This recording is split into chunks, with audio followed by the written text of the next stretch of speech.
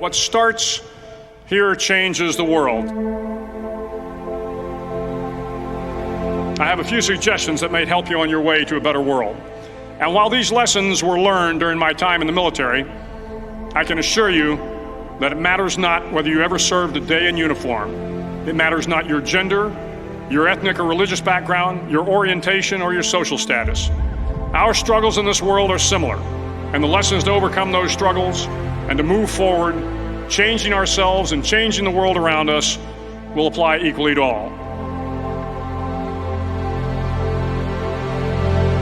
So here are the 10 lessons I learned from basic SEAL training that hopefully will be of value to you as you move forward in life.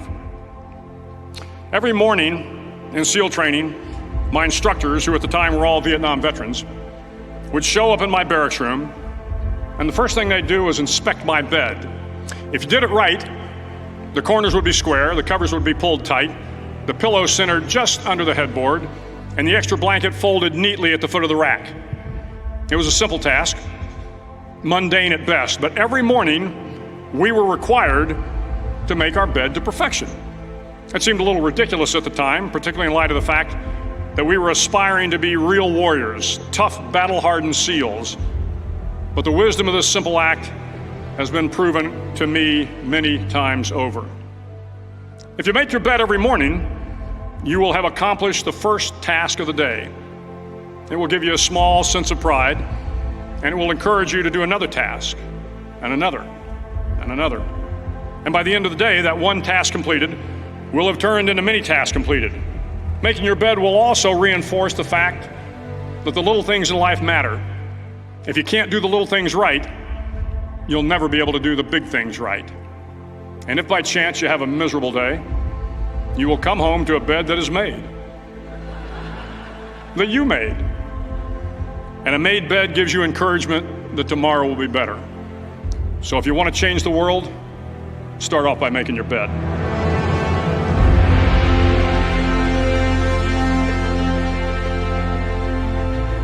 During SEAL training, the students are all broken down into boat crews. Each crew is 7 students, 3 on each side of a small rubber boat, and 1 coxswain to help guide the dinghy. Every day your boat crew forms up on the beach and is instructed to get through the surf zone and paddle several miles down the coast. In the winter, the surf off San Diego can get to be 8 to 10 feet high, and it is exceedingly difficult to paddle through the plunging surf unless everyone digs in. Every paddle must be synchronized to the stroke count of the coxswain. Everyone must exert equal effort, or the boat will turn against the wave and be unceremoniously dumped back on the beach. For the boat to make it to its destination, everyone must paddle. You can't change the world alone. You will need some help. And to truly get from your starting point to your destination takes friends, colleagues, the goodwill of strangers, and a strong coxswain to guide you. If you want to change the world, find someone to help you paddle. Over a few weeks of difficult training, my SEAL class, which started with 150 men, was down to just 42. There were now 6 boat crews of 7 men each. I was in the boat with the tall guys, but the best boat crew we had was made up of the little guys, the Munchkin crew we called them. No one was over 5'5". The Munchkin boat crew had 1 American Indian, 1 African American, 1 Polish American, 1 Greek American, 1 Italian American, and 2 tough kids from the Midwest. They out-paddled, outran, and outswam all the other boat crews. The big men in the other boat crews would always make good-natured fun of the tiny little flippers the Munchkins put on their tiny little feet prior to every swim. But somehow these little guys from every corner of the nation and the world always had the last laugh, swimming faster than everyone and reaching the shore long before the rest of us. SEAL training was a great equalizer.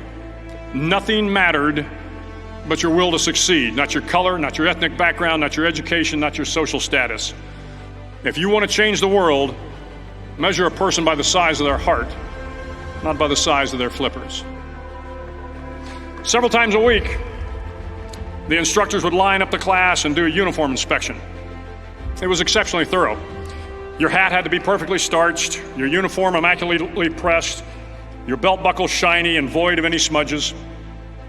But it seemed that no matter how much effort you put into starching your hat or pressing your uniform or polishing your belt buckle, it just wasn't good enough.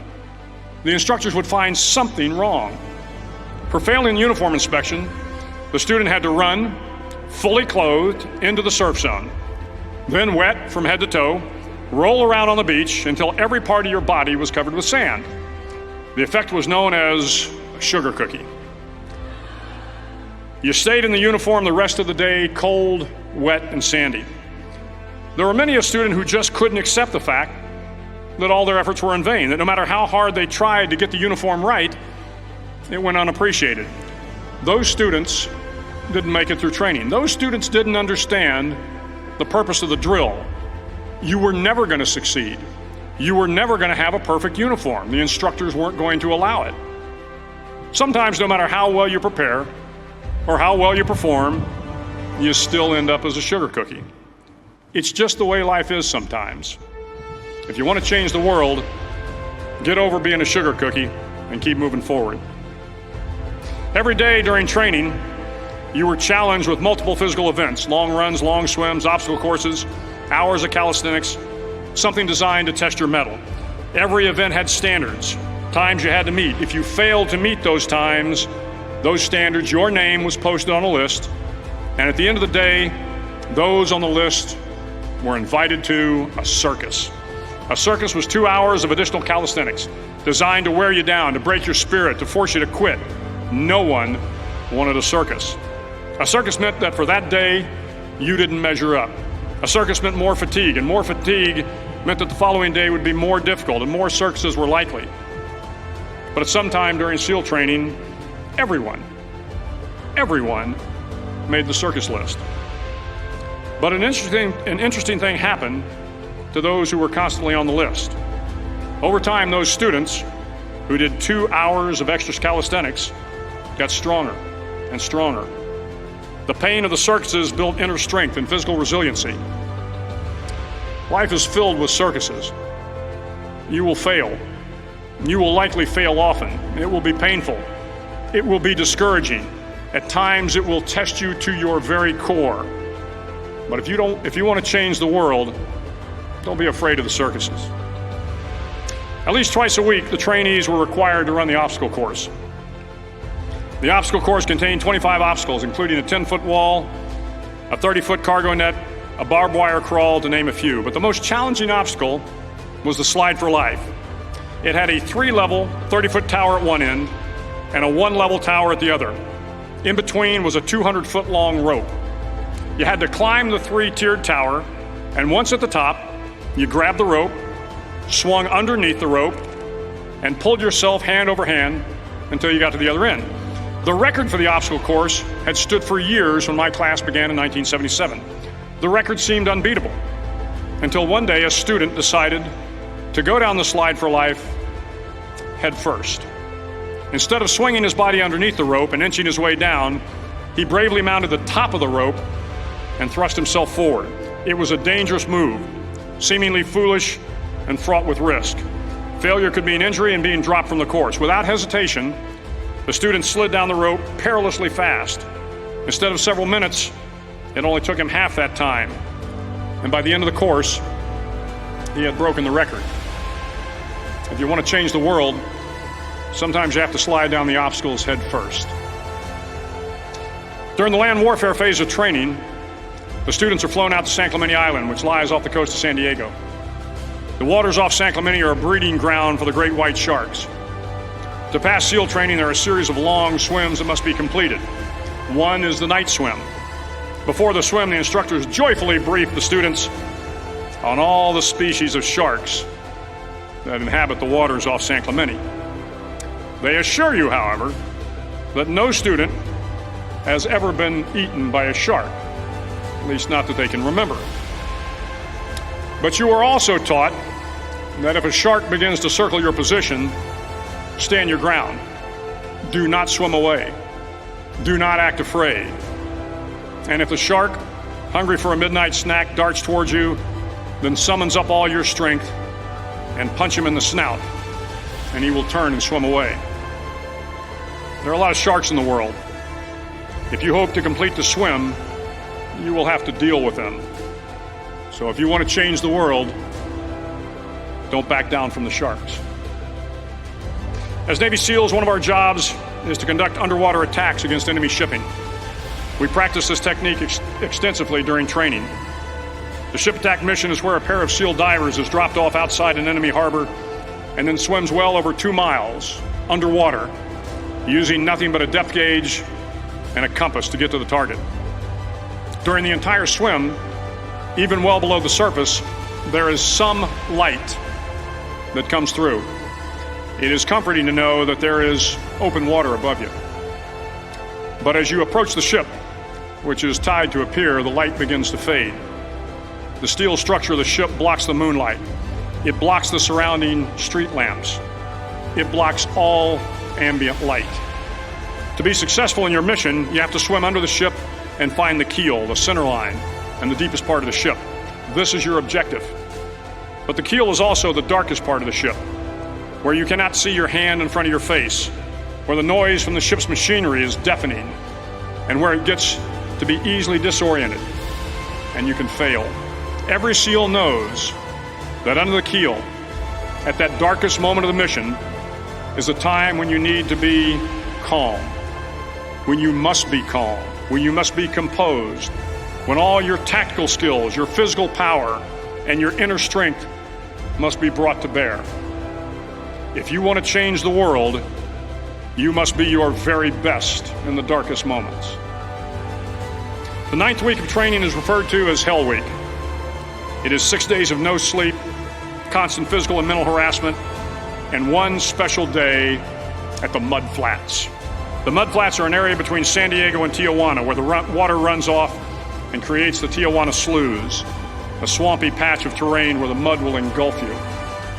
It is on Wednesday of Hell Week that you paddle down to the Mud Flats and spend the next 15 hours trying to survive this freezing cold, the howling wind, and the incessant pressure to quit from the instructors. As the sun began to set that Wednesday evening, my training class, having committed some egregious infraction of the rules, was ordered into the mud. The mud consumed each man till there was nothing visible but our heads. The instructors told us we could leave the mud if only 5 men would quit. Only 5 men, just 5 men, and we could get out of the oppressive cold. Looking around the mud flat, it was apparent that some students were about to give up. It was still over 8 hours till the sun came up. 8 more hours of bone-chilling cold. The chattering teeth and the shivering moans of the trainees were so loud, it was hard to hear anything. And then one voice began to echo through the night. One voice raised in song. The song was terribly out of tune, but sung with great enthusiasm. One voice became 2, and 2 became 3, and before long, everyone in the class was singing. The instructors threatened us with more time in the mud if we kept up the singing, but the singing persisted, and somehow the mud seemed a little warmer, and the wind a little tamer, and the dawn not so far away.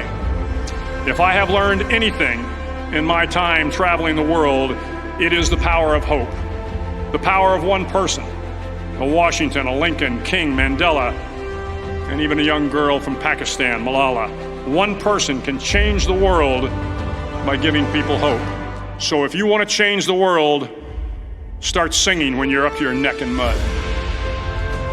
Finally, in SEAL training, there's a bell. A brass bell that hangs in the center of the compound for all the students to see. All you have to do to quit is ring the bell. Ring the bell, and you no longer have to wake up at 5 o'clock. Ring the bell, and you no longer have to be in the freezing cold swims. Ring the bell, and you no longer have to do the runs, the obstacle course, the PT, and you no longer have to endure the hardships of training. All you have to do is ring the bell to get out.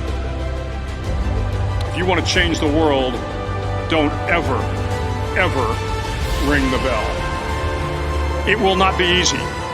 Start each day with a task completed. Find someone to help you through life. Respect everyone. Know that life is not fair and that you will fail often.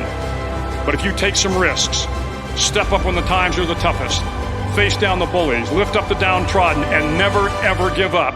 If you do these things, the next generation and the generations that follow will live in a world far better than the one we have today. And what started here will indeed have changed the world for the better.